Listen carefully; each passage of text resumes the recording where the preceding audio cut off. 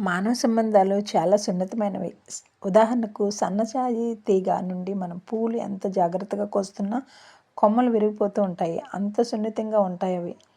ఇవి కూడా అంతే. ఎంతో సన్నిహితంగా ఉండే వారితోనైనా చిన్న మాట తేడా వచ్చిందంటే మనస్పర్ధలు, మాట్లాడుకోకపోవడము, పట్టుదలలు పెరగడం జరుగుతూ ఉంటుంది. సున్నితమైన మానవ సంబంధాలను నిలుపుకోవాలంటే ప్రతి వారు ఇతరులతో ఎంతో జాగ్రత్తగా వ్యవహరించాలి.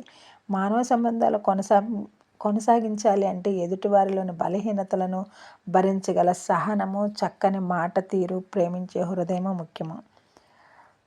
నా కొరకు చెమ్మగిల్లిన నయనంబు లేదు అనే స్థితి నుంచి నాకేం లోటు, నా చుట్టూ వారందరూ నావారే అనే స్థితికి, పుట్టుకకు మరణానికి మధ్య జరిగే జీవయాత్రలోనే మనిషి గిరిగీసుకుని ఒంటరివాడవుతూ మానసిక ఆరోగ్యాన్ని, ఆనందాన్ని కోల్పోతున్నాడు.